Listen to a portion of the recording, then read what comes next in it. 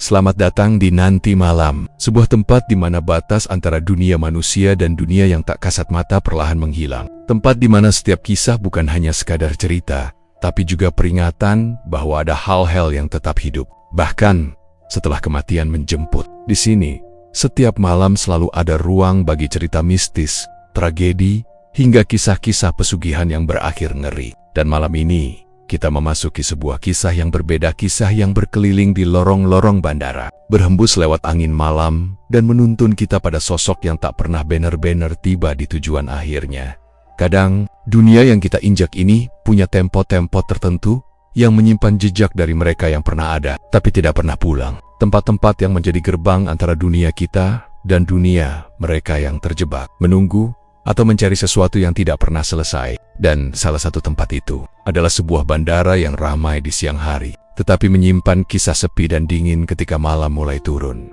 Malam ini, dalam episode khusus Pramugara yang tak pernah sampai, arwah yang mencari penerbangan terakhirnya, kita akan mengikuti kisah seseorang yang hidupnya berakhir lebih cepat dari yang ia bayangkan. Namun tugasnya masih tersisa. Sosok pramugara yang tidak pernah tercatat tiba di kota tujuan, dan tidak pernah tertulis kembali ke rumahnya. Seseorang yang diyakini masih berkeliaran di terminal kosong, memanggul koper kecil, dan menunggu pengumuman boarding yang tidak akan pernah kembali diputar di Nanti Malam. Kami tidak hanya menceritakan ulang, kami mengajak Anda menyelam lebih dalam, merasakan dinginnya kursi bandara yang kosong, memerhatikan kedipan lampu-lampu yang tidak semestinya hidup, dan mendengarkan suara halus dari speaker yang seharusnya mati. Karena sesungguhnya, beberapa arwah tidak ingin ditakuti, mereka hanya ingin ditemukan, diingat, dan dipulangkan. Sebelum cerita dimulai, ingatlah satu hal. Tidak semua penumpang yang Anda lihat di bandara pada malam hari adalah manusia. Beberapa dari mereka hanya ingin mengejar penerbangan terakhirnya. Selamat datang di Nanti Malam. Mari kita buka gerbang menuju kisah yang tidak pernah sampai ke tujuan.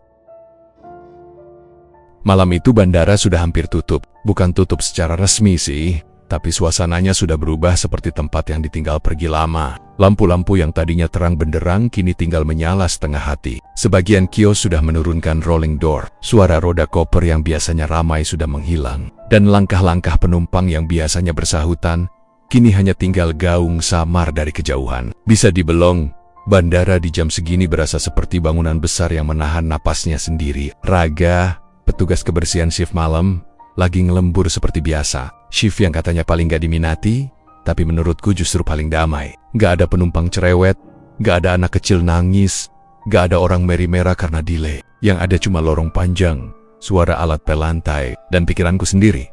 Waktu itu aku sedang ngepel area gate 7.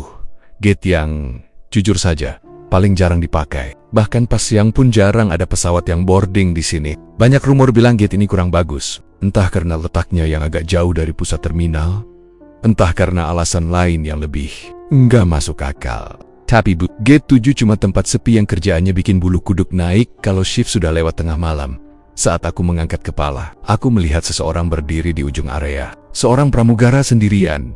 Dia berdiri tegak, tapi ada sesuatu yang aneh dari cara dia mematung. Kayak tubuhnya berat tapi pikirannya melayang entah kemana. Seragamnya biru tua, tapi warnanya sudah agak pudar. Seperti seragam lama yang sudah dipakai bertahun-tahun. Ada garis-garis kusam di bagian kerah dan pundak, seakan kainnya pernah basah dan kering berulang kali. Di tangan kanannya dia membawa koper kecil, model kabin, tapi warnanya juga kusam, sama seperti seragamnya. Wajahnya pucat, pucat yang bukan karena kelelahan, tapi pucat kayak darahnya nggak ngalir sempurna. Dan yang paling bikin aku ngerasa ada yang ngeganjel matanya. Mata itu nggak fokus, kayak lagi lihat sesuatu jauh di belakangku. Padahal nggak ada apa-apa di sana. Dia menatap layar informasi penerbangan yang sudah mati. Layar itu memang sudah dimatikan sejak 1 jam lalu. Semua penerbangan sudah selesai. Bandara tinggal nunggu hitungan menit sebelum benar-benar sepi. Aku mendekat sedikit. Bukan karena penasaran, tapi karena rasanya sopan kalau aku bilang sesuatu. "Bang, penerbangannya sudah selesai semua," kataku pelan. Dia nggak langsung menoleh. Dia cuma menarik napas pelan, lalu tersenyum tipis. Senyum tipisnya bukan senyum ramah, lebih kayak senyum seseorang yang lagi berusaha menahan emosinya sendiri. "Penerbangan saya harusnya belum berangkat," katanya lirih. "Kok saya ditinggal? Saya harus kembali. Saya harus mengejar penerbangan terakhir saya." Suaranya serak. Serak seperti orang yang lama nggak bicara. Atau seperti orang yang pernah berteriak terlalu lama tapi bukan teriak senang.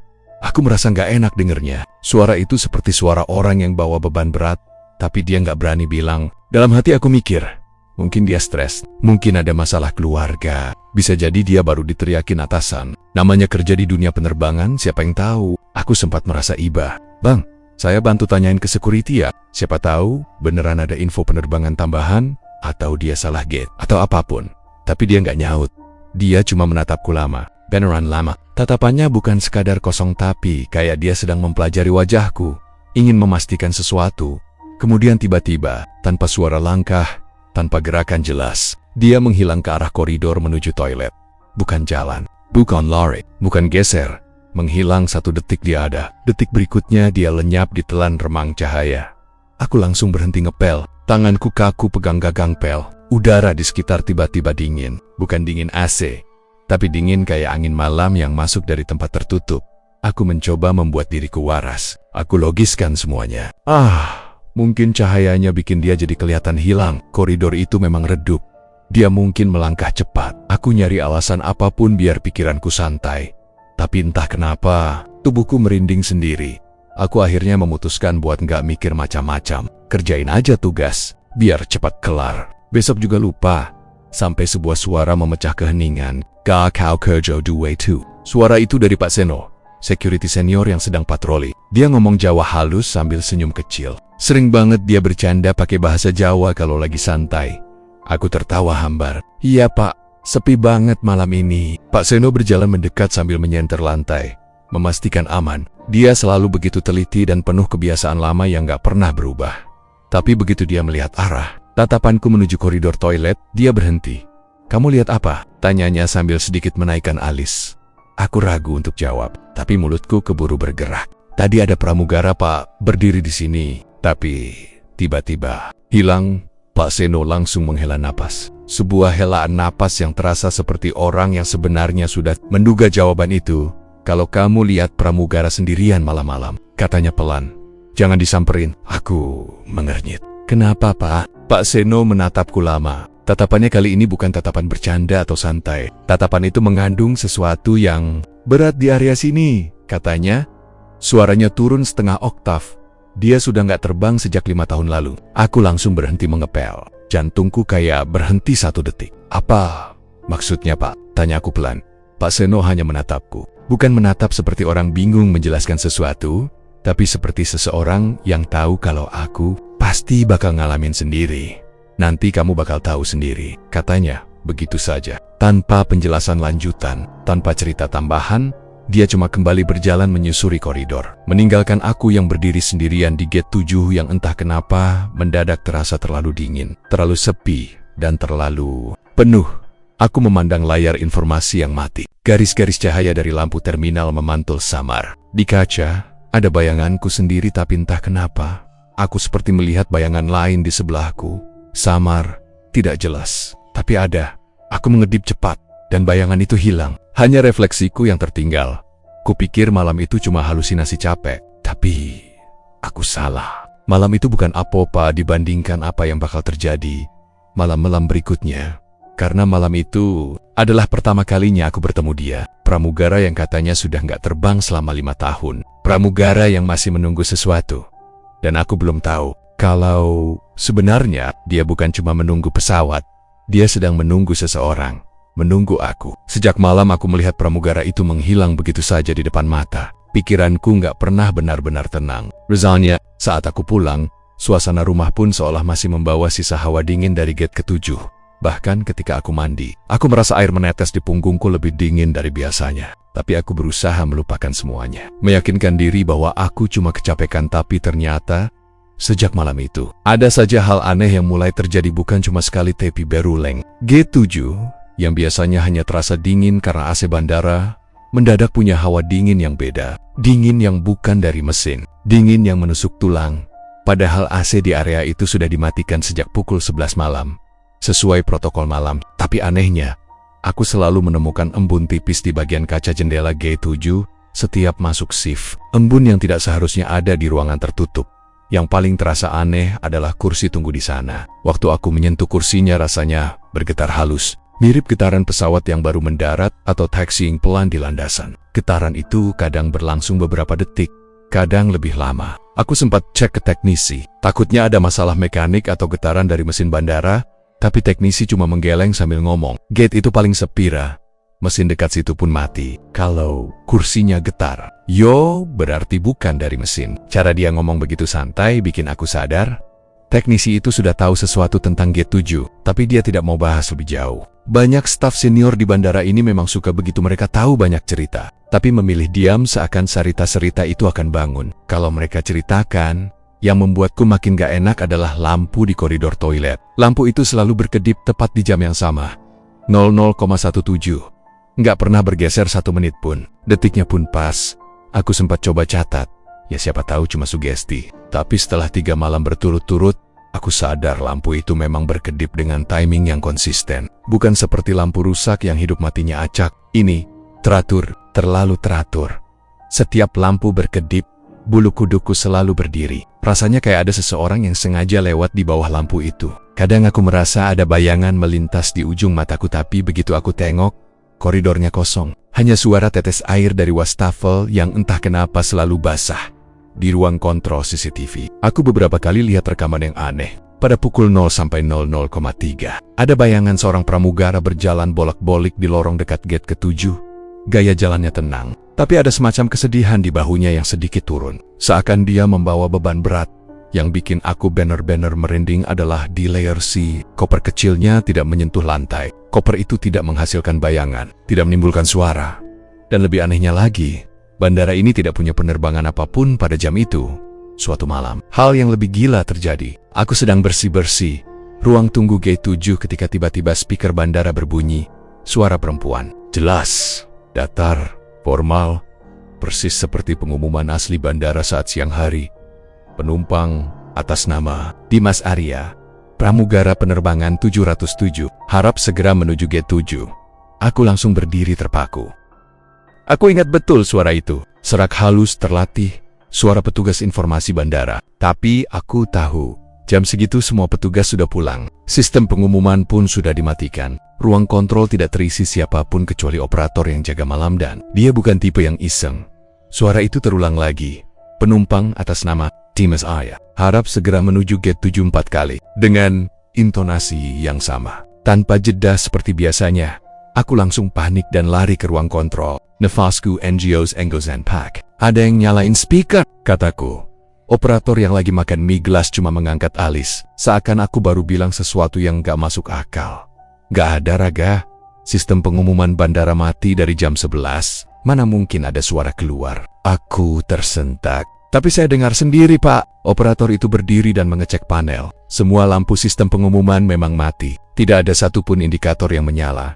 Dia memandangku lama, lalu berkata, "Ra, nenek kowe kerungu sesuatu, nggak usah dituruti." Aku, tempatnya wis terkenal. Aku menelan ludah. Terkenal gimana, Pak? Dia tidak menjawab.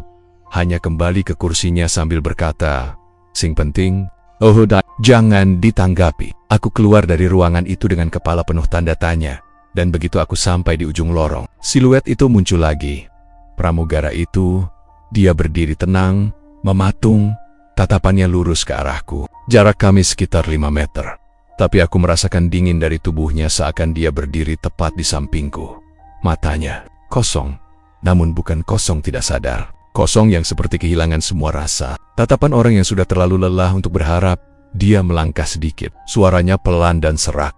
"Kamu dengar panggilannya juga kan?" Aku hanya bisa mengangguk meski gemetar. "Tolong bantu saya," katanya. "Saya harus terbang hari ini." Aku menelan ludah keras-keras. "Bang, penerbangannya sudah nggak ada," jawabku pelan. Dia mendekat. 1 langkah, 2 langkah, 3 langkah. Setiap langkahnya membuat suhu ruangan semakin turun. Wajah pucatnya terlihat sangat jelas. Bibirnya sedikit biru, matanya cekung, dan seragamnya tampak seperti pernah basah lalu mengering meninggalkan noda samar bentuk garis-garis air. "Kalau saya tidak naik pesawat itu," katanya lirih, "saya tidak akan pernah sampai." Aku merasakan hawa dingin mengalir dari kaki sampai ke tengkuk. Seolah ada tangan tak terlihat menyentuh tulang punggungku. "Bang, sampai kemana?" tanyaku tanpa sadar. Dia tidak segera menjawab. Pandangannya terarah ke jendela besar. Di gate ke-7, Di luar sana hanya ada landasan gelap dan lampu-lampu kecil yang berkedip. Tapi dia tampak melihat sesuatu yang berbeda, seperti ada bayangan pesawat yang menurutku tidak ada. Aku janji, suaranya melemah. Aku harus sampai ke kota itu. Ada yang menunggu, nada suaranya berubah. Ada rasa bersalah, ada tangis yang ditahan. Aku memutuskan untuk tetap dekat pintu keluar. Jarak Amen. Aku takut kalau aku terlalu dekat, aku akan menembus tubuhnya. Atau entah apa yang bisa terjadi. Satu hal yang benar-benar membuatku merinding adalah ketika dia tiba-tiba bertanya sesuatu dengan suara nyaris berbisik. Kenapa mereka tidak memanggil saya lagi? Aku rasanya ingin langsung pergi dari situ, karena mereka yang dia maksud jelas bukan manusia. Aku ingin lari, tapi kakiku seakan terkunci. Aku hanya bisa menatap matanya yang tidak berkedip. Lalu tiba-tiba, tanpa peringatan, suara speaker bandara kembali terdengar. Penumpang atas nama Timas Aya segera menuju gate 7. Kali ini suara itu terdengar lebih dekat, lebih seperti keluar dari dinding di belakangku. Aku langsung menoleh cepat, dan di saat aku memalingkan muka, pramugara itu sudah berdiri tepat di depanku. Hanya berjarak 1 langkah, aku refleks mundur. Jantungku seolah meloncat ke tenggorokan. Wajahnya begitu dekat, sehingga aku bisa melihat guratan halus di pipinya. Bukan guratan alami manusia, lebih seperti garis tipis bekas benturan keras, pecahan kaca, atau sesuatu yang pernah merobek kulitnya. Suaranya pecah ketika dia berkata, "Tolong jangan biarkan saya ketinggalan lagi." Aku tidak bisa berkata apa-apa. Suara hilang dari tenggoroku. Lalu, dia tiba-tiba menunduk. Tidak mengancam. Dia justru terlihat seperti seseorang yang sudah terlalu lelah, seseorang yang sudah putus asa. "Saya hanya ingin pulang," katanya. Dan suara itu suara lirih penuh. Kehilangan membuatku lebih takut daripada sosoknya. Untuk pertama kalinya sejak melihat dia, aku merasa dia bukan sekadar sosok yang tersesat di dunia ini. Dia adalah seseorang yang disiksa oleh penantian selama 5 tahun, di tempat yang tidak pernah mengizinkan dia pergi. Ketika aku memalingkan wajah, tak berani lagi menatapnya, dia menghilang lagi. Tidak ada langkah, tidak ada suara. 1 detik, ada detik berikutnya lenyap, tapi dinginnya masih tertinggal, sangat kuat, seolah udara di sekitarku membeku. Aku akhirnya duduk di kursi tunggu, mencoba menenangkan diri. Nafasku tersengal, tanganku masih gemetar. Ruangan terasa luas, tapi tiba-tiba semuanya seperti menutup rapat, membuatku merasa terkepung. Aku tidak tahu kenapa, tapi aku yakin satu hal. Dia tidak muncul karena kebetulan. Dia muncul karena butuh sesuatu dariku. Entah bantuan, entah pesan, entah sesuatu yang lebih gelap. Yang aku tahu, sejak malam itu, G7 tidak pernah lagi terasa seperti area bandara biasa. Karena setiap kali aku melewati lorong itu, aku selalu merasa ada seseorang berjalan tepat di belakangku, membawa koper kecil, berharap aku menoleh dan berkata, "Bang, pesawatnya sudah datang." Dan itu baru awal dari semuanya. Malam itu udara di bandara terasa lebih lembab dari biasanya, seperti ada kabut tipis yang menempel di kulit. Aku mengikuti langkah Pak Seno menuju ruang security, meski bagian dalam dadaku terasa berat. Ada sesuatu tentang tatapan pramugara itu yang menempel terus di kepalaku, seperti ada magnet yang menarik pikiranku kembali ke matanya yang sayu dan pucat. Rasanya aku bukan cuma sedang melihat sosok hantu, tapi seseorang yang tersesat dan sedang minta tolong. Di ruang security, suara mesin kipas tua berdengung pelan. Lampunya redup, dan hanya ada 1 kursi plastik kosong di pojok. Pak Seno duduk duluan, menarik napas seolah mengatur keberaniannya sendiri sebelum bicara. "Kamu nanya soal pramugara itu ya?" katanya. Suaranya berat. "Iya Pak, soalnya saya udah beberapa kali lihat dia. Tapi, dia selalu..." "Ya gitu Pak, kayak nggak benar-benar hidup." Pak Seno tidak langsung menjawab. Tangannya meraih termos kopi, menuang sedikit ke gelas plastik, lalu menatap cairan itu seolah sedang membaca masa lalu. Heningnya membuat ruangan kecil itu makin terasa mencekam 5 tahun lalu. Katanya akhirnya, ada penerbangan rute Jakarta-Balikpapan. Nomor penerbangan 707 untuk pertama kalinya. Aku merasa jantungku benar-benar berhenti sepersekian detik. "Nomor penerbangan yang dia cari itu Pak," bisikku. "Iya gak, pesawat itu." Aku menggenggam pinggiran kursi, berusaha meresapi apa yang ia katakan. Penerbangan ke-707. Itu nama yang berkali-kali ku dengar dari suara misterius di speaker bandara beberapa malam ini. Nama yang dipanggil terus-menerus. Timas Aya, pramugara penerbangan 707, harap menuju G7. Sekarang semakin ku yakin, pengumuman itu bukan error sistem, bukan juga iseng orang. Suara itu pasti datang dari sesuatu atau seseorang. Pak Seno melanjutkan ceritanya dengan nada yang sulit ditebak antara takut, sedih, dan pasrah. Pesawat itu jatuh. Nggak jauh dari pantai utara. Masih dalam proses naik. Malah langsung hilang kontak. Lalu muncul laporan kalau pesawatnya jatuh sebelum sempat banner-banner lepas landas dengan sempurna. Aku merasakan bulu kuduku berdiri. Tangan yang memegang kain lap di pangkuanku mulai bergetar. Terus, korbannya Pak? Tanyaku pelan sekali. Hampir berbisik. Nggak ada yang ditemukan, jawabnya. Sama sekali nggak ada. Bahkan puing besar pun nggak ada. Cuma potongan kecil bagasi dan serpihan logam yang nggak bisa ditelusuri milik siapa. Aku menelan ludah. Rasanya tidak nyaman, tidak manusiawi. Seolah pesawat itu menghilang begitu saja di telan laut. Dan katanya, lanjut Pak Seno, menatapku lekat-lekat. Salah satu pramugaranya itu si Dimas yang kamu lihat beberapa malam ini, masih sering muncul. Aku merinding setengah mati. Sekarang semuanya terasa masuk akal. Sekaligus, makin gak masuk akal. Dia sering ngapain Pak? Tanyaku. Kadang cuma berdiri nunggu di gate ke-7. Kadang jalan ke arah toilet. Kadang nengok CCTV. Kadang juga muncul di belakang petugas yang sendirian. Aku mengerjap cepat. Maksudnya muncul di belakang? Tanyaku setengah menelan ludah. Pak Seno mengangguk pelan. Iya, tapi cuma nongol sebentar. Kayak orang yang mau bilang sesuatu tapi nggak jadi. Aku membayangkan sosok itu berdiri tepat di belakangku waktu aku ngepel lantai. Atau waktu aku membuang sampah ke ruangan gelap dekat musola. Tiba-tiba leherku terasa dingin. Seolah ada yang meniupnya lewat angin kecil. Aku menelan ludah lagi. Memaksa diriku tetap tenang. Kenapa? Dia masih di sini Pak? Tanyaku dengan suara yang kurasa bukan milikku sendiri. Pak Seno bersandar. Matanya terlihat lelah. Karena dia merasa pekerjaannya belum selesai. Atau dia masih nyari sesuatu. Diam. Lagi-lagi diam panjang. Sesekali terdengar suara sapu petugas lain dari luar ruangan. Ada juga bunyi koper roda yang digeret entah siapa. Tapi di dalam ruangan kecil itu, rasanya suara-suara itu semakin jauh. Tiba-tiba aku teringat semua pertemuan singkatku dengan pramugara itu. Selalu dengan koper kecil di tangan kanannya. Selalu dengan senyum tipis yang terasa aneh bukan ramah. Bukan jahat tapi seperti menyimpan kelelahan bertahun-tahun Pak. Dia selalu bawa koper kecil. Kataku, apa? Itu ada hubungannya? Pak Seno menatapku tajam. Kalau itu koper dari dunia sana, ya kamu harus hati-hati. Barang yang mereka bawa biasanya bukan sembarang barang. Ucapannya membuat tenggorokanku tiba-tiba kering. Terus, kalau saya bantu dia, apa dia bisa pergi? Tanyaku. Separuh berharap, separuh takut. Pak Seno menatapku lama sambil melipat tangan. Ada ekspresi yang sulit dibaca. Entah kasihan atau khawatir. Hati-hati.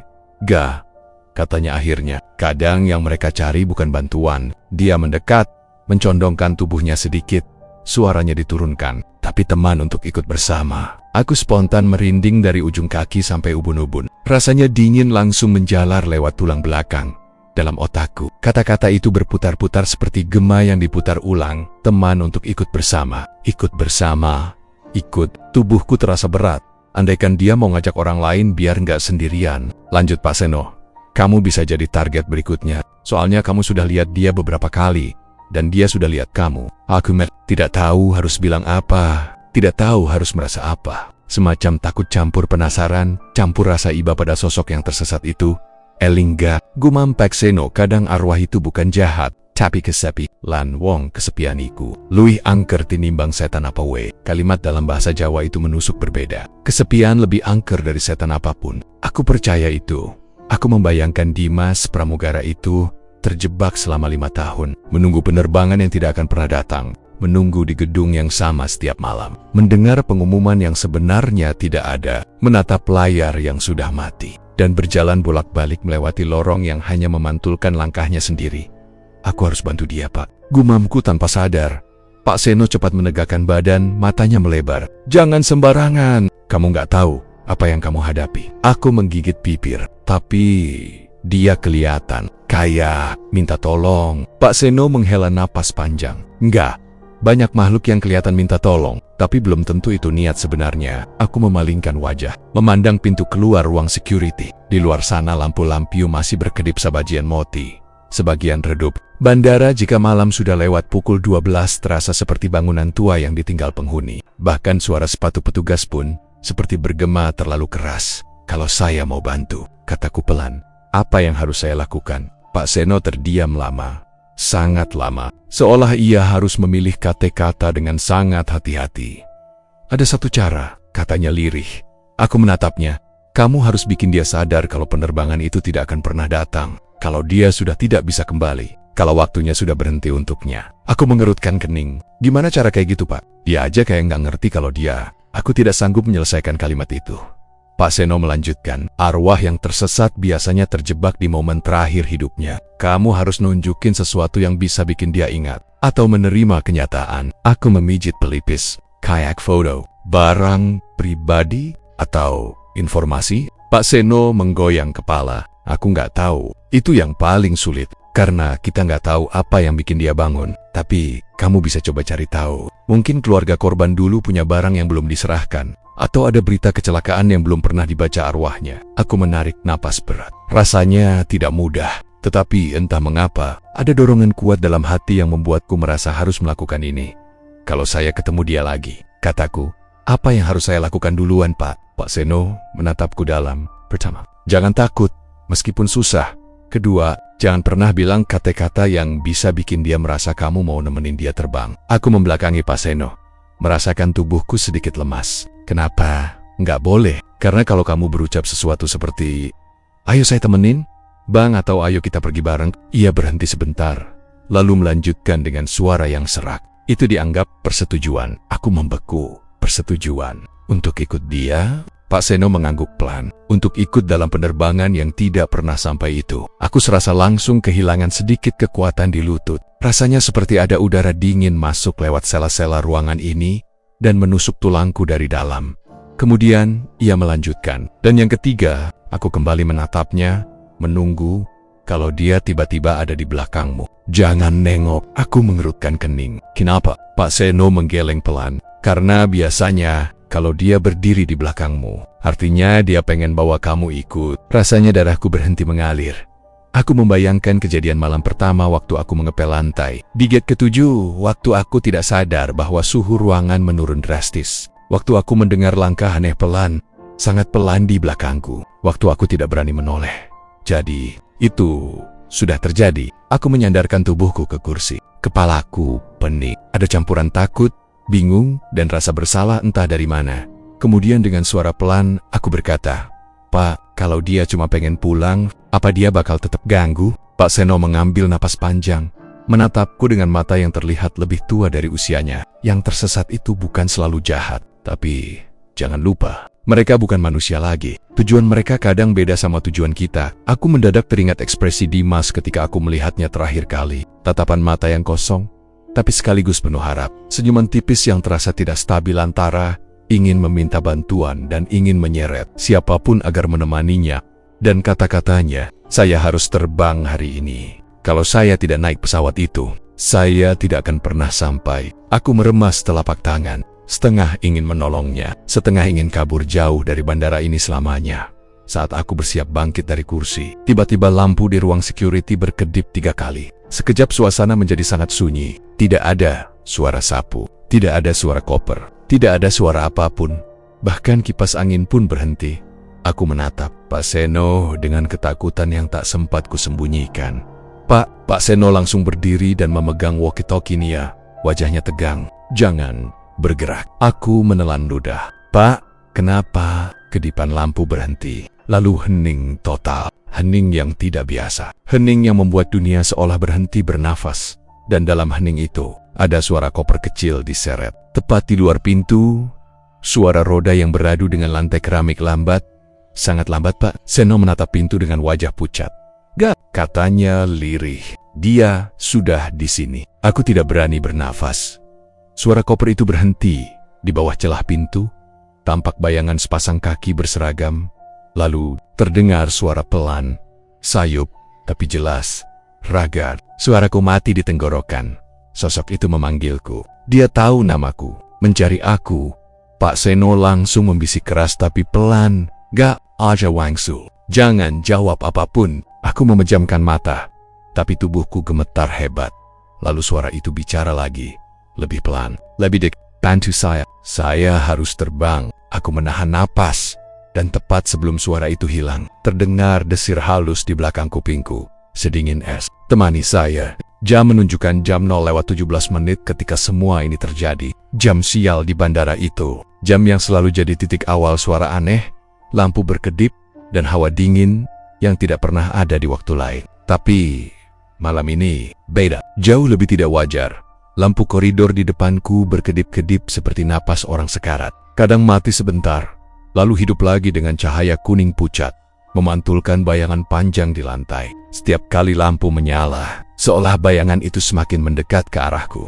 Aku berdiri di pinggir lorong, memegang pel keringat dingin. Suasana bandara terasa terlalu sunyi, seperti semuanya ditelan ruang kosong. Lalu, di kejauhan, terdengar suara yang sangat aku kenal. Shrek, Shrek. Suara koper kecil itu diseret perlahan di lantai keramik, bergesekan dengan ritme yang sama seperti malam-malam sebelumnya. Tapi malam ini suaranya terdengar lebih berat, seperti yang diseret bukan koper, melainkan beban yang jauh lebih gelap daripada sekadar barang bawaan. Aku menahan napas. Dari ujung lorong yang gelap, sesosok tubuh mulai terlihat. Perlahan muncul dari dalam kedipan lampu. Dimas, pramugara itu. Sosoknya semakin jelas saat ia mendekat. Wajahnya yang dulu hanya pucat, kini tampak lebih menyeramkan. Kulitnya seperti kehilangan warna, hampir transparan. Bagian bawah matanya membiru, bibirnya kering, pucat kelabu. Tapi masih sama seperti pertama aku melihatnya. Sayu, lelah, seperti menahan sesuatu yang sudah terlalu lama dipikul.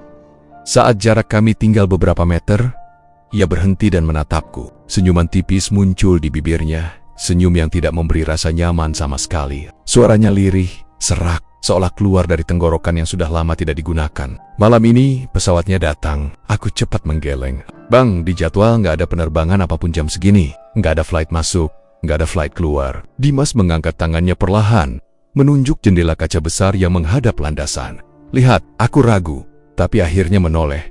Dan di sana, di tengah landasan gelap yang seharusnya kosong total, terlihat siluet sesuatu berdiri diam. Sebuah bentuk besar seperti pesawat tua, tubuhnya gelap, catnya terlihat kusam meski hanya diterangi lampu-lampu kecil bandara yang setengah mati. Aku menggigit bibir. Pesawat itu tidak seharusnya ada. Landasan tidak sedang aktif. Semua jadwal penerbangan sudah selesai sejak jam ke-22.00 di sistem pun tidak ada permintaan emergency landing. Tidak ada suara mesin. Tidak ada suara roda menyentuh aspal. Tidak ada apa-apa. Jadi, bagaimana pesawat itu bisa ada di sana? Bang, itu apa? Tanyaku pelan, nyaris berbisik. Dimas tersenyum tipis. Senyum yang kali ini mengandung sesuatu yang tidak kukenal, bukan kebahagiaan, bukan ketenangan, tapi lebih seperti pelepasan yang menakutkan. Itu penerbangan saya, katanya. Aku menelan ludah. Tenggorokanku kering. Dimas menatapku lama, matanya menembus seolah melihat jauh ke dalam kepalaku. Tolong antar saya ke gate 7, gak? Aku ingin bilang, tidak, ingin memarahi, ingin lari, ingin menolak keras-keras. Tapi mulutku seperti terkunci, kata-kata macet di tenggorokan. Dan tanpa aku sadari, kakiku melangkah. 1 langkah, 2 langkah, seolah ditarik oleh sesuatu. Seolah tubuhku bergerak sendiri. Kami berjalan berdampingan, tapi jaraknya terlalu dekat. Udara di sekeliling Dimas terasa lebih dingin. Setiap kali aku berada tepat di sebelahnya, kulitku merinding seperti disentuh angin dari lemari pendingin. Suasana di bandara berubah drastis. Lampu-lampu redup satu persatu seperti dibungkam. Angin bertiup perlahan dari arah landasan, membawa aroma aneh, aroma logam berkarat, bercampur bau air laut yang anyir. Aku merasakan napasku mulai tidak stabil. Seolah pesawat itu bukan datang dari bandara lain. Seolah pesawat itu datang dari tempat ia jatuh. Kami berjalan menyusuri koridor panjang, menuju gate ke-7. Semakin dekat ke area itu, semakin dingin rasanya. Aku bisa melihat embun kecil keluar dari mulutku setiap kali aku menghela napas. Dimas tetap memegang koper kecilnya. Suara roda kopernya bergema pelan, namun ada sesuatu yang aneh. Suara itu seperti tidak sinkron dengan langkahnya. Kadang bunyi kopernya muncul, tapi kaki Dimas tidak bergerak. Kadang langkah Dimas terdengar, tapi kopernya tidak bergeser. Salah satu fenomena paling halus, tapi paling meresahkan. Di beberapa titik lorong, aku melihat pantulan kami berdua di kaca besar. Tapi yang aku lihat membuat perutku mual. Pantulanku terlihat normal, tapi pantulan Dimas tidak ada. Yang terlihat hanya koper kecil yang melayang sendiri. Aku langsung memalingkan wajah. Tubuhku semakin dingin. Aku ingin berhenti dan lari, tapi kaki ini terus berjalan. Dimas berbicara pelan. Suaranya terdengar seperti bergema di lorong yang seharusnya padat. Kamu tahu nggak, rasanya menunggu 5 tahun. Aku tidak menjawab. Menunggu. Tiap malam. Setiap kali jam menunjuk angka 00,17. Berharap pengumuman itu benar. Berharap pesawat itu datang menjemput saya. Aku tetap diam. Bukan karena tidak mau menjawab, tapi karena lidahku terasa mati rasa. Sesuatu menahan saya di sini. Lanjutnya, sesuatu yang membuat saya nggak bisa pergi. Aku menghela napas pelan. Bang, yang nahan itu apa? Dimas menatap kosong ke depan. Saya nggak tahu, tapi rasanya ada bagian dari hidup saya yang masih tertinggal di sini. Dan saya harus menemukannya. Kami melewati area lounge yang sudah gelap. Kursi-kursi terlihat seperti siluet manusia duduk membungkuk. Karpetnya terasa lembut, tapi dingin seperti diinjak di atas es. Dan entah kenapa, kulihat beberapa kursi bergerak pelan. Sangat pelan seperti ada seseorang yang duduk lalu berdiri, duduk lalu berdiri. Namun tidak ada siapapun di sana. Aku merinding setengah mati. Kami akhirnya mencapai tikungan. Terakhir menuju gate ke-7. Lampu di area itu mati total. Hanya ada cahaya dari luar, dari arah landasan, menembus sedikit ke dalam ruangan. Dimas berhenti. Aku juga berhenti. Ia menatapku. Saya mau nanya sesuatu. Aku menatap balik, gugup. Nanya apa, Bang? Wajahnya semakin dekat. Terlalu dekat. Dinginnya seperti menembus kulit. Kamu percaya saya? Aku ingin berteriak tidak. Tapi yang keluar dari mulutku malah suara pelan tidak jelas, Bang. Saya cuma... Kamu percaya kalau saya hanya ingin pulang? Tanyanya lagi. Aku menggigit bibir, menahan tubuh yang gemetar. Dimas mendekat sedikit lagi. Kamu percaya kan? Aku tahu jawabannya penting. Sangat penting. Pak Seno pernah bilang jangan sampai mengucapkan kata yang dianggap persetujuan. Jangan sampai mengatakan sesuatu yang membuat arwah menganggap aku bersedia ikut. Tapi lidahku seperti digenggam sesuatu. Sebelum aku bisa menjawab, tiba-tiba aku mendengar suara dari arah belakang. Oh Dile, itu suara Pak Seno. Jauh tapi terdengar panik. Aku langsung terperanjat. Dimas menoleh pelan ke arah suara itu. Kepalanya bergerak tidak normal seperti boneka yang lehernya patah. Tidak manusiawi. Wajahnya berubah seketika. Senyum tipisnya menghilang, digantikan ekspresi kosong yang tanpa emosi. Kenapa dia ada di sini? Gumam Dimas pelan. Tiba-tiba lampu di area gate 7 menyala sendiri. Benderang. Terlalu terang. Tapi cahaya itu justru memperlihatkan sesuatu yang jauh. Lebih buruk. Gate 7 terbuka lebar. Padahal seharusnya terkunci secara otomatis. Dan di balik pintu itu, lorong menuju pesawat seolah muncul meski tidak ada pesawat yang benar-benar parkir. Lorong itu gelap, sangat, tapi di ujungnya, terlihat siluet seseorang berdiri di pintu pesawat. Siluet tubuh tinggi, kurus, membungkuk. Aku merinding, tubuhku membeku. Dimas menatapku lagi, suaranya berubah. Lebih dalam, lebih kosong. Raga, temani saya ke pesawat. Aku mundur selangkah. Bang, nggak bisa. Dimas mendekat. Selangkah. Aku mundur lagi. Selangkah, Raga. Saya butuh kamu, Bang. Enggak, saya cuma petugas kebersihan. Dimas berhenti. Wajahnya menegang. Kamu sudah menemani saya sejak malam itu. Kamu yang dengar panggilan itu. Kamu yang lihat saya. Kamu yang membuat saya bisa muncul lebih jelas. Aku semakin panik. Tangan gemetar. Pandangan kabur. Lalu tiba-tiba ruangan terasa seperti berubah suhu drastis. Dari dingin ke sangat dingin, seolah seluruh udara diambil sekaligus. Dan dalam dingin itu, Dimas berbisik, "Gak, Aisetia, biar saya bisa sampai." Aku mundur lagi, hampir tersandung kursi. Di belakangku terdengar suara Pak Seno berlari. Raga lari, tapi sebelum aku bisa bergerak, Dimas muncul tepat di depan wajahku. Seperti teleport. 1 detik jauh, detik berikutnya sangat dekat.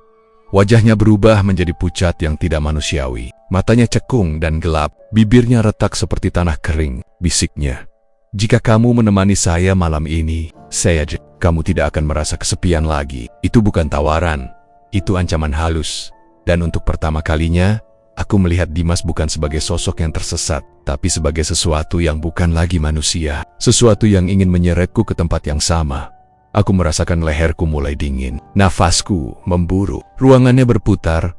Aku tidak sadar kapan, tapi tiba-tiba tanganku ditarik sangat kuat bukan oleh Dimas. "Gah, minggit." Itu tangan Pak Seno. Ia menarikku mundur, menjauhi Dimas. Suaranya gemetar. "Tutup matamu." "Ajan delok maneh." Aku memejamkan mata sekuat mungkin, tapi aku masih mendengar suara itu. Suara langkah Dimas, atau sesuatu yang menyerupai langkah, mendekat. semakin cepat, lalu suara yang membuat darahku beku. Raga, jangan pergi. Kau sudah melihatku. Kau sudah mendengar panggilan itu. Aku butuh kamu. Pak Seno menarikku begitu keras sampai tubuhku hampir jatuh. Kami berlari melewati kursi lounge, lampu mati, pintu darurat yang setengah terbuka. Suara koper menyeret terdengar lagi. Lebih keras. Srek-srek. Esereka. Kami terus lari. Nafasku kacau. Dingin menempel di kulit seperti es. Sebelum belok di tikungan terakhir, aku menoleh sedikit, hanya sedikit. Dan di ujung koridor gate 7, Dimas berdiri memandangku. Wajah kosong, koper di tangan, dan lorong menuju pesawat gelap itu masih terbuka. Memanggil, memaksa, seolah menunggu satu penumpang lagi, tepat saat aku dan Pak Seno hampir mencapai ruang staf. Suara Dimas terdengar lagi lebih jelas dari sebelumnya, seolah berbisik langsung ke telingaku. Raga, jangan tutup pintunya. Aku menjerit, dan pintu ruang staf langsung ditutup Pak Seno keras-keras. Suara koper berhenti tepat di luar. Dalam gelapnya ruangan kecil itu, hanya ada kami berdua yang menggigil. Dan satu kenyataan yang tidak bisa kutolak malam ini. Penerbangan terakhir itu benar-benar datang. Dan aku hampir ikut terbang bersamanya. Kabut di kaca G7 makin tebal. Seperti napas seseorang menempel dari sisi lain. Padahal di balik kaca itu tidak ada siapapun kecuali landasan gelap yang seharusnya kosong total. Aku merinding bukan hanya karena dingin, tapi karena aku tahu, kabut itu tidak mungkin muncul kalau tidak ada yang lain di balik sana. Dimas berdiri tegak, koper kecilnya mendekap erat di tangan kanan. Wajahnya semakin tidak masuk akal, pucat sampai menyerupai kertas, bibirnya membiru, dan matanya seperti memantulkan cahaya yang tidak ada di ruangan itu. Ia tampak seperti seseorang yang sudah terlalu lama menunggu sesuatu yang tidak pernah datang sampai akhirnya malam ini. Tinggal tunggu panggilannya, katanya, tanpa menoleh sedikit pun. Nada suaranya tenang, tapi terlalu tenang, seperti tidak berasal dari tenggorokan manusia. Aku berdiri setengah langkah di belakangnya. Tanganku gemetar, nafasku tidak teratur, tapi kaki ini tidak bisa bergerak mundur. Tidak bisa kabur, tidak bisa berbuat apapun kecuali berdiri diam melihat semua keanehan ini terjadi. Begitu aku mencoba mengambil napas panjang, speaker di langit-langit yang sejak beberapa hari lalu seharusnya mati total tiba-tiba menyala. Lalu terdengar suara itu, penumpang atas nama, suaranya berat, serak, dan terdengar seperti ada air yang terus naik memenuhi tenggorokan. Dimas, Arya, dek. Aku merasakan jantungku seperti berhenti detak, sepersekian detik. Suara itu tidak seperti suara perempuan dari pengumuman sebelumnya. Tidak formal, tidak jernih, dan tidak menyerupai manusia yang masih hidup. Harap segera naik, keep it. Lalu muncul suara lain, suara gemuruh pelan, suara gesekan logam, suara seperti sayap pesawat yang sudah karatan bergerak pelan. Semua bercampur jadi satu melalui speaker yang seharusnya tidak aktif. Dimas menarik napas panjang, wajahnya mengendur, seakan beban berat di bahunya tiba-tiba hilang. Terima kasih, Gak, katanya lirih. Kamu membuat saya bisa naik. Aku menelan ludah, mencoba memaksakan suara keluar. Bang, kalau abang naik, abang bakal pergi kemana? Dimas menoleh perlahan. Senyumnya aneh, bukan senyum senang, tapi senyum seseorang yang sudah lama menyerah. Senyum pas, senyum yang menyimpan sesuatu yang tidak bisa kutebak. Ke tempat di mana semua orang menunggu saya. Angin dingin tiba-tiba menyapu ruangan. Segala sesuatu di gate 7 bergetar pelan. Kursi metal, tiang pemisah antrian, bahkan pintu kaca pun mengeluarkan bunyi halus seolah mengusap bingkainya sendiri. Aku menatap kaca besar di depan kami. Kabutnya mulai memudar perlahan, dan saat itu terjadi, aku melihat lebih dari sekadar landasan. Aku melihat bayangan penumpang lain. Banyak siluet-siluet, berdiri berjajar seperti sedang mengantre boarding. Pakaian mereka lusuh, beberapa sobek, beberapa basah, beberapa kotor dengan noda kecoklatan yang aku tidak ingin tebak dari apa. Wajah mereka kabur, seperti diselimuti lapisan air. Matanya gelap, tidak memantulkan apapun, hanya lubang kosong. Mereka menatap kami, tidak berkedip, tidak bergerak, hanya menunggu. Langkahku goyah. Astag. Dimas melihat ke arah bangen-bangen itu sebentar, lalu kembali menatapku. Kamu ikut saya, Gak? Pertanyaan itu menusuk keras di dadaku. Aku tersentak, Bang. Saya masih hidup. Ia memiringkan kepala sedikit, seperti menganalisis kata-kataku. Matanya yang sayu, dan entah kenapa terlihat basah menatapku lama. Terlalu lama. Sebentar aku terdegon. Rasanya seperti ada tangan yang mencengkeram tengkukku dari belakang saat ia mengucapkan kata itu, Bang. Maksudnya apa? Suaraku goyah.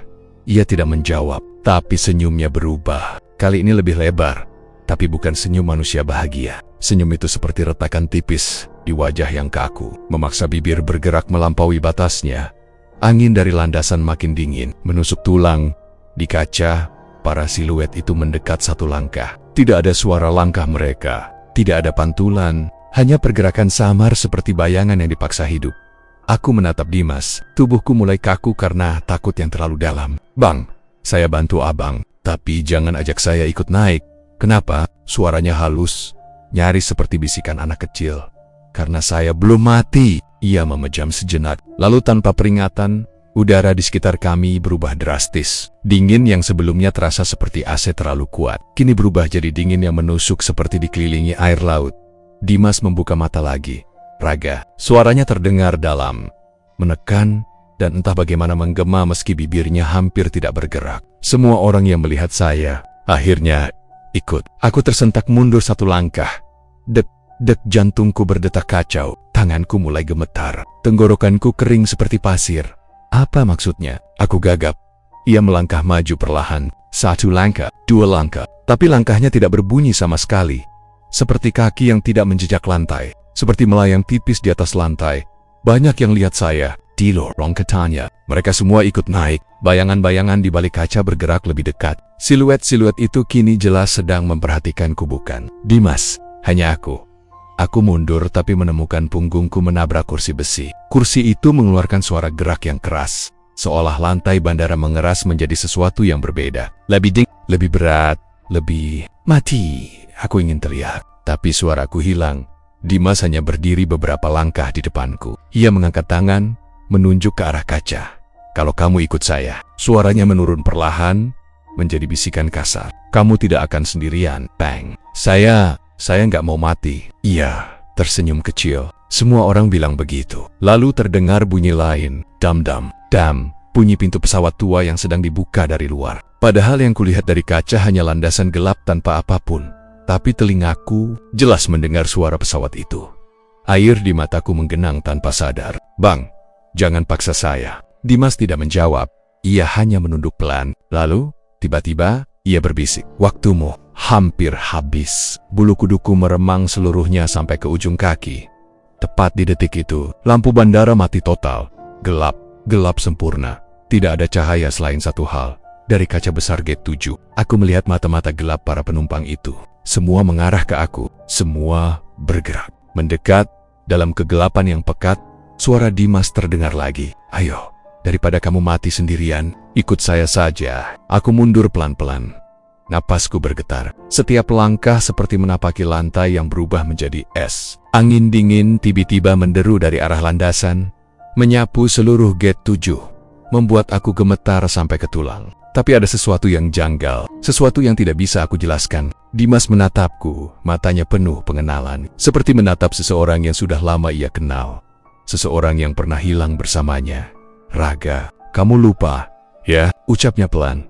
Suaranya bergetar tipis, tapi menusuk. Aku mengerjapkan mata. "Lupa apa, Bang?" Suaraku terdengar asing di telingaku sendiri. Parau dan gemetar. Ia tersenyum penuh rahasia, senyum yang membuat kulitku merinding. "Kamu juga harusnya ada di pesawat itu." Aku langsung menelan ludah. "Apa maksudnya?" Dimas melangkah lebih dekat. Udara di sekitarnya terasa semakin dingin, menusuk hingga ke dalam paru-paru. "Nama kamu tercatat sebagai teknisi yang bertugas ikut penerbangan 707 malam itu," katanya perlahan, seolah setiap kata menahan berat ribuan rahasia. Aku menggeleng panik, mencoba menepis perkataannya. "Nggak mungkin, Bang. Saya petugas kebersihan." Dari dulu saya... Belum sempat aku melanjutkan, Dimas mencondongkan tubuhnya lebih dekat. Bibirnya nyaris menyentuh telingaku saat ia berbisik, "Kamu lupa karena kamu juga tidak pernah sampai." Dunia seketika terasa berputar. Lampu-lampu di bandara berkedip aneh, redup, lalu kembali menyala sebentar dengan cahaya kuning pucat. Kantor-kantor di sekitar kami terlihat kosong, seperti gedung tua yang lama ditinggalkan. Layar jadwal penerbangan tampak berdebu, menampilkan jam yang berhenti di 00,17, jam sial yang selalu muncul dalam setiap mimpi burukku belakangan ini. Aku menatap pantulan diriku di kaca, besar di depan gate ke-7, kulitku pucat, mataku cekung, seperti habis terjaga semalaman. Surga kusam, lusuh, seperti jarang dipakai manusia. Rasanya tubuhku ini bukan tubuh yang hidup.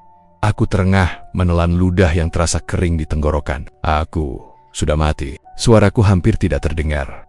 Dimas mengangguk pelan. Tidak ada senyum kali ini.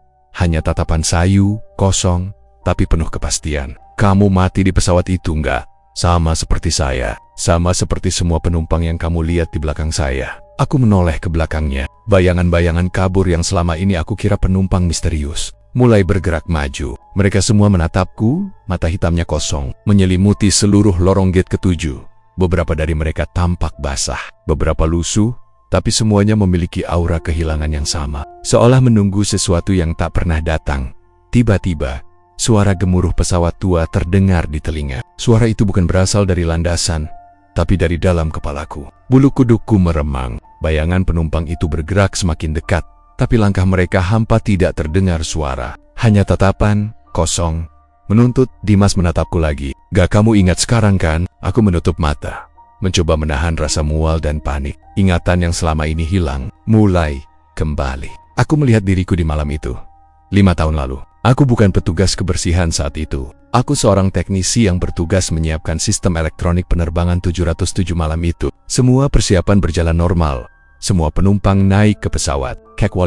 Sebuah kecelakaan kecil terjadi di landasan kabel Turgizer. Pesawat terpental sedikit, dan aku terseret ke bawah roda. Tanpa ada yang melihat, segalanya runtuh di kepalaku. Detik itu aku mati. Dan selama 5 tahun, aku hanyalah roh yang tersesat, menunggu seseorang menyadarkan kebenaran. Aku menatap Dimas lagi. Air mataku jatuh sendiri. Tidak karena kesedihan, tapi karena ketakutan. Bang, kenapa baru sekarang saya sadar? Dimas menghela napas panjang. Karena kamu harus melihat sendiri, gak? Karena baru sekarang kamu cukup kuat untuk menerima kenyataan. Aku menoleh lagi ke belakang. Siluet penumpang semakin mendekat. Beberapa mulai bergerak pelan, seperti meniru langkah Dimas. Bayangan itu bukan hanya menatap. Mereka menuntut. Ada sesuatu yang menekanku untuk ikut mereka. Masuk ke lorong gelap yang tiba-tiba muncul di ujung gate 7. Aku menjerit, Bang, saya nggak mau ikut kalian. Saya masih hidup. Saya masih punya keluarga. Dimas menunduk, menatapku dengan mata yang tampak menyesal tapi tegas. Nggak, kamu tidak bisa pergi begitu saja. Penerbangan itu memanggil semua yang belum sampai. Kamu bagian dari itu. Aku berusaha mundur, tapi kakinya seolah menempel ke lantai. Bayangan di belakang Dimas semakin mendekat, mengelilingiku perlahan. Suara bisikan terdengar, bukan dari Dimas, tapi dari semua roh yang tersisa. Mereka berbicara dalam bahasa yang aneh, campuran Jawa dan bisikan halus, seperti menyanyikan mantra lama. Ohoninggolek, Ohoning kabeh, kudu teka. Aku tersentak. Kata-kata itu menembus telingaku, menusuk pikiranku, membuat jantungku hampir meledak. Dimas mengangkat tangan. Tiba-tiba, semua bayangan berhenti bergerak. Mereka menatap Dimas, menunggu. Dia menunduk sebentar, lalu menatapku dengan mata yang lembut namun kosong. Ini kesempatanmu. Hanya sekali kamu bisa memilih. Ikut bersama saya ke tempat penerbangan terakhir, atau tetap tersesat di antara hidup dan mati selamanya. Aku merasa leherku dingin. Seluruh tubuhku gemetar. Aku ingin lari, tapi seluruh energi tubuh seakan tersedot. Detak jantungku berdentum di telinga sendiri. Aku menoleh ke belakang lagi. Bayangan-bayangan itu mulai menghilang satu persatu, seperti dihisap kembali ke kegelapan, meninggalkan lorong yang kosong. Tapi udara tetap tebal dengan aroma logam, air laut, dan bau busuk yang tak bisa dijelaskan. Aku menatap Dimas. Rasanya waktu berhenti. Aku bisa merasakan kesunyian yang lebih dalam dari kegelapan, Bang. Saya takut, bisikku. Dimas tersenyum tipis. Gak, aku juga. Tapi aku menunggumu. Kalau kamu pergi sekarang, kamu akan bebas. Tapi akan selalu ada rasa penasaran di sini. Aku ragu, napasku memburu. Pikiran rasionalku berteriak, lari, hindari roh-roh ini. Jangan. Tapi di sisi lain, aku merasa ada dorongan lain, dorongan untuk memahami, untuk melihat akhir dari semua ini. Dorongan itu datang dari suara yang lembut tapi tegas, dari tatapan Dimas, dari beanggen-beanggen penumpang yang entah kenapa membuatku merasa tidak sendirian. Aku menelan ludah, tanganku gemetar saat meraih koper Dimas. Tangan kami bersentuhan sekejap. Dinginnya menusuk. Kalau saya ikut, apa yang akan terjadi, Bang? Ia menatapku lama. Kamu akan melihat semua yang hilang, semua yang seharusnya tidak terlihat, semua yang belum selesai. Dan kamu akan menemukan jawaban kenapa kamu tidak pernah sampai 5 tahun lalu. Aku menunduk. menatap kaki sendiri. Napasku memburu. Hati ini berperang antara takut dan penasaran. Suasana makin tebal. Kabut muncul lagi dari kaca gate ke-7. Lampu berkedip tak beraturan. Aku bisa mendengar suara roda pesawat yang bergerak pelan di landasan. Tapi saat menoleh, landasan tetap kosong. Dimas memegang tanganku lebih erat. "Eyo, waktumu hampir habis." Aku menarik napas panjang, merasakan tubuhku gemetar hebat. Dalam hati, aku memohon, apa benar ini jalan yang harus aku pilih? Dan sorted. Suara pesawat tua terdengar sangat jelas. Suara mesin tua bergetar. Sayapnya bergesekan pelan dengan udara malam. Aku menoleh ke kaca, dan benar-benar muncul bayangan pesawat tua itu. Persis seperti yang Dimas bilang. Catnya kusam, lampu redup, tetapi nyata. Rasanya seperti semua hukum alam di bandara ini berhenti berlaku. Aku menatap Dimas, matanya bersinar samar di gelap. "Bang, saya ikut," aku berbisik. Suara bergetar. Dimas tersenyum tipis, penuh lega, lalu menarik tanganku ke arah lorong yang menuju pesawat. Begitu kaki kami menapaki lorong itu, dunia di sekitarku berubah drastis. Gelap, dingin, tapi bukan kegelapan biasa. Ada suara-suara bisikan, tertawa, dan tangisan samar dari penumpang lain. Aku menoleh sekejap, melihat bayangan-bayangan penumpang yang selama ini menatapku. Mereka tersenyum samar, seolah memberi izin, seolah lega karena akhirnya ada yang ikut bersama Dimas. Lorong itu panjang, memutar, dan semakin gelap. Aku merasakan waktu melambat. Napasku tersendat, tapi ada rasa damai aneh. Sesuatu yang seperti melepaskan beban 5 tahun yang tertahan. Dimas menoleh, matanya sayu. "Kita hampir sampai. Ini penerbangan terakhir kita." Aku menggigit bibir. Semuanya terasa tidak nyata. Tapi aku bisa merasakan detak jantung Dimas dari manapun itu berasal sejalan dengan detakku sendiri. Dan saat kami menjejakkan kaki terakhir di lantai pesawat tua itu, aku tahu semua misteri, semua roh yang tersesat, semuanya akan terungkap. Semuanya akan menemukan akhir, atau awal yang baru. Suara pintu pesawat menutup di belakang kami dengan bunyi berat, memisahkan kami dari dunia nyata. Gelap total, tapi aku tidak takut lagi. Aku tahu, aku tidak sendirian. Dimas menatapku dengan mata penuh arti. "Selamat datang." "Enggak, selamat datang di tempat yang seharusnya kita tuju 5 tahun lalu." Aku mengangguk, menahan napas, siap menghadapi semua yang selama ini hilang. Dan pesawat tua itu perlahan mulai bergerak. Dimas mengulurkan tangannya, telapak pucatnya terbuka di hadapanku, seakan mengundang masuk ke sesuatu yang tidak bisa kutolak. "Ayo." "Enggak, penerbangan kita sudah menunggu. Kita harus pulang." Aku mundur beberapa langkah. Tubuhku gemetar hebat. Tidak. Aku masih hidup. Aku masih bisa bekerja. Masih ada keluarga. Masih ada teman. Masih ada dunia nyata. Dimas menggeleng pelan. Wajahnya sayu. Matanya basah tapi tenang. "Kamu bekerja di bandara yang sudah lama ditutup. Panggunan sudah tidak beroperasi sejak kecelakaan itu. Kami terjebak di sini. Termasuk kamu." Kata-katanya menusuk sampai ke tulang. Otakku berputar liar, menolak percaya, tapi seluruh inderaku menjerit. Ini benar-benar terjadi. Tiba-tiba, speaker di atas kepala berdengung. Suara bukan suara manusia biasa. Nada berat, serak dan melengking samar, tapi jelas terdengar dari seluruh penjuru bandara. "Penerbangan 707 siap berangkat. Semua kru dan penumpang harap naik ke pesawat." Suara itu bukan sekadar pengumuman. Itu adalah undangan, panggilan dari dunia lain. Dimas tersenyum, senyum tipis tapi penuh arti.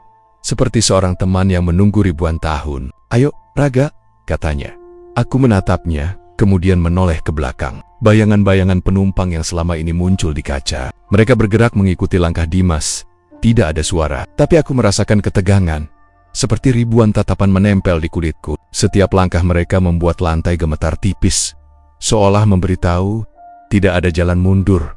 Panik menyerang. Aku berlari ke arah pintu keluar, memutar, mencoba mencari jalan lain, tapi setiap pintu yang kubuka selalu mengarah kembali ke gates ke-7.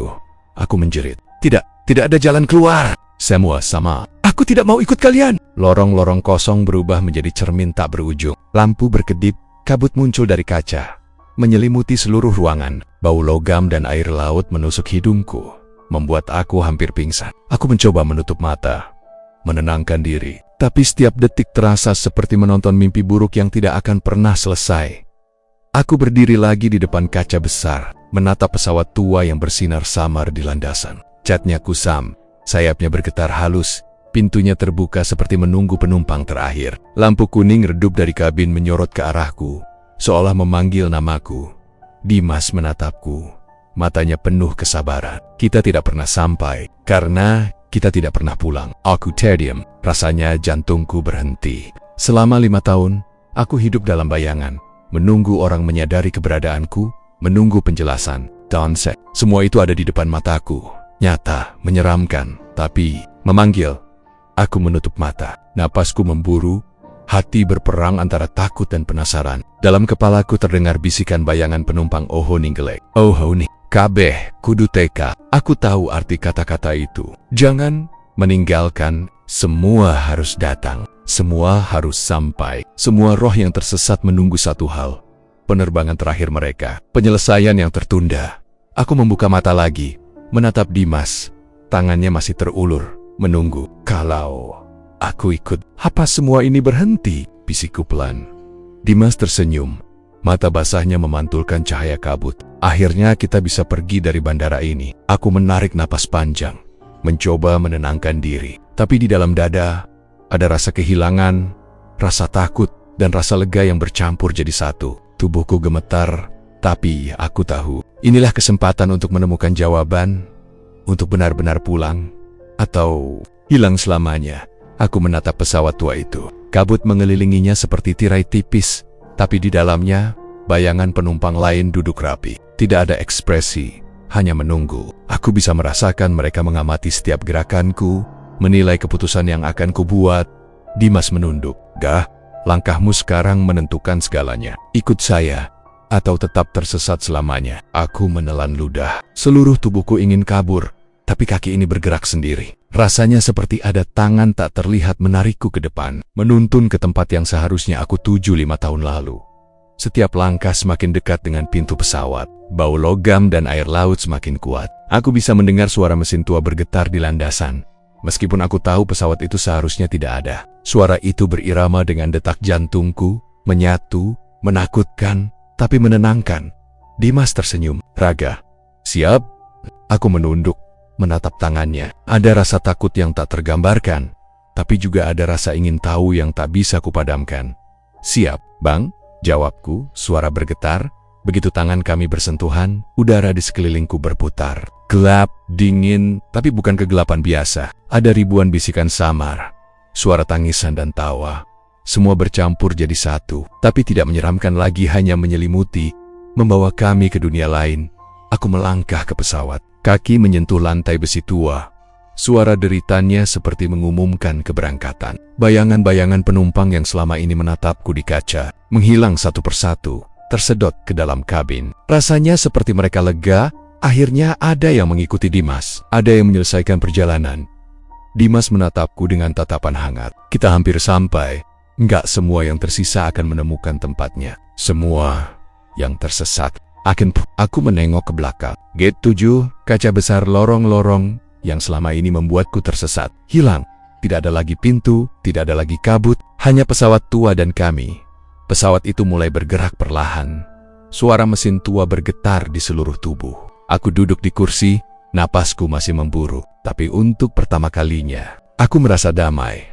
Dimas duduk di sampingku. Tangannya masih menggenggam tanganku. Raga, siap menghadapi penerbangan terakhir? Aku menelan ludah, menatap kabin yang penuh bayangan samar. Semua penumpang yang selama ini aku lihat duduk di kursi mereka, menatap kami. Tidak ada yang bicara, hanya menunggu perjalanan dimulai. Aku bisa merasakan jiwa mereka kecil, penuh kerinduan dan lega.